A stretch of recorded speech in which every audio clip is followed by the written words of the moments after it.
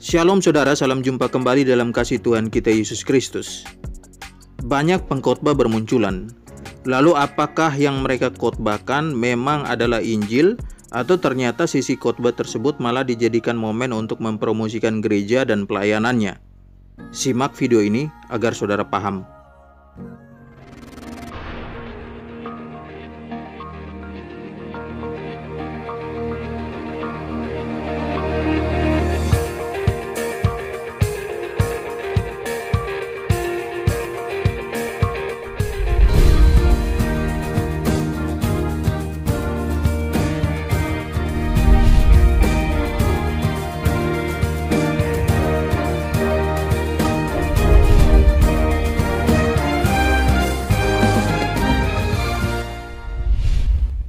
Menyimak dengan baik apa yang disampaikan oleh seorang pengkhotbah menjadi bagian yang sangat penting. Mengapa? Karena tidak semua orang yang berkhotbah itu sedang memberitakan Injil. Ada yang berkhotbah tapi isi khotbahnya hanya materi pengembangan diri. Bagaimana kamu hidup sukses? Bagaimana caranya agar mengalami terobosan keuangan? Bagaimana mengalami hidup yang berkelimpahan tanpa memberitakan Injil sedikit pun? Mengenai poin ini, saya sudah jelaskan dalam video dengan judul Para Motivator Itu Sekarang Berjubah Pengkhotbah. Selain dari isi khotbah yang sudah saya sampaikan tadi, ada juga yang menggunakan sesi khotbah untuk mempromosikan gereja dan pelayanannya.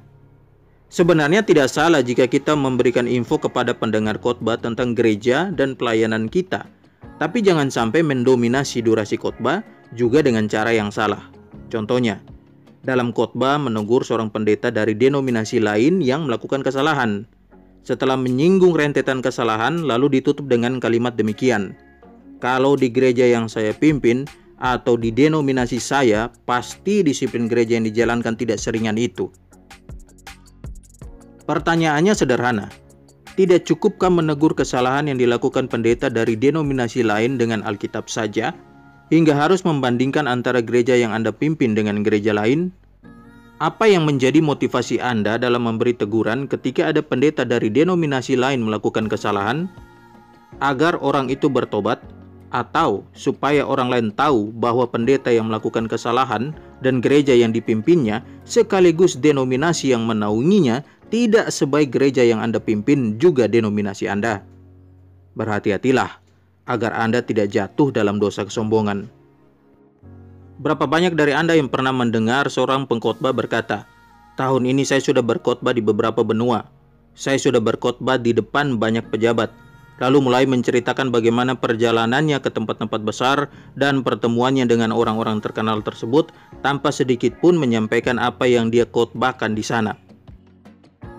Apa manfaat rohani bagi jemaat dari mendengarkan kesaksian sukses dalam pelayanan versi Anda ini?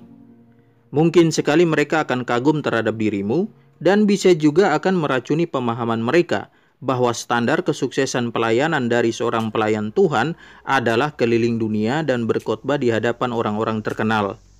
Buat saya, orang seperti ini tidak sedang berkhotbah, tapi pamer. Dia butuh diakui sebagai seorang hamba Tuhan yang diberkati secara luar biasa. Ada juga yang isi khotbahnya itu puji-puji pejabat setempat jika diundang berkhotbah. Mereka mengatakan inilah contoh pejabat yang takut Tuhan dan rendah hati. Padahal baru pertama kali si pengkhotbah bertemu pejabat tersebut. Suatu ketika saya pernah menonton video dari seorang pengkhotbah. Isi khotbahnya sebagian besar memberi pujian kepada seorang pejabat. Dia mengatakan inilah contoh pejabat yang takut Tuhan, rendah hati, dan lain-lain. Selang beberapa waktu kemudian saya mendapat info bahwa pejabat yang dianggap takut Tuhan oleh pengkhotbah itu ternyata tersandung kasus korupsi.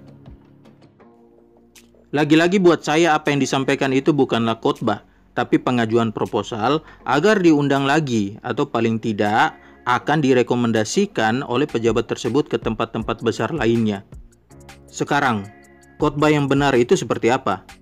Khotbah yang benar adalah menyampaikan apa yang Alkitab katakan. Jika pengalamanmu atau pengalaman orang lain persis seperti teks yang dibahas, maka itu bisa menjadi kesaksian, tapi hanya sisipan. Porsinya harus lebih sedikit, karena orang harus lebih banyak mendengar apa kata kitab suci. Dalam khotbah, Pemberitaan tentang Kristus harus lebih dominan sehingga Kristus menjadi pusat pujian kita dan bukan gereja yang kamu pimpin atau jangkauan pelayananmu yang sudah mendunia, sedangkan pembahasan ayat hanya beberapa menit saja. Informasi kamu sudah pelayanan di mana saja, itu tidak sepenting apa yang kamu beritakan di sana. Pergunakanlah akun media sosial Anda untuk lebih banyak beritakan Injil daripada postingannya lebih dominan traveling setelah pelayanan di luar negeri. Jangan salah memahami maksud saya. Tidak salah membagikan kegembiraan Anda di medsos. Hanya saja sangat disayangkan jika isi medsos hamba Tuhan minim pemberitaan Injil di sana. Bukankah medsos adalah sarana yang bisa menjangkau banyak orang di seluruh dunia? Mengapa Injil tidak lebih banyak diberitakan di sana, tapi hanya perjalanan pelayananmu dan gerejamu? Lantas bagaimana jika setiap minggunya saya hanya mendengar khotbah yang isinya bukanlah Injil sejati? Kamu harus bertumbuh, dan pertumbuhan pengetahuan tentang kebenaran hanya bisa terjadi jika kamu mendengarkan Injil sejati. Cari gereja yang benar-benar memberitakan Injil sejati dan beribadahlah di sana. Jika memang tidak terjadi perubahan dalam khotbah yang disajikan setiap minggunya. Jadi, untuk para pengkhotbah, berkhotbahlah tentang Kristus dan untuk kemuliaan Kristus, karena orang perlu lebih mengenal Kristus yang kau sampaikan dan bukan lebih mengenalmu ketimbang Kristus. Pemimpin rohani yang gagal adalah pemimpin yang hanya menghasilkan pengikut yang mengenal dirinya sendiri dan bukan Kristus. Semoga mencerahkan saudara semua. Tuhan memberkati kita semua. Shalom.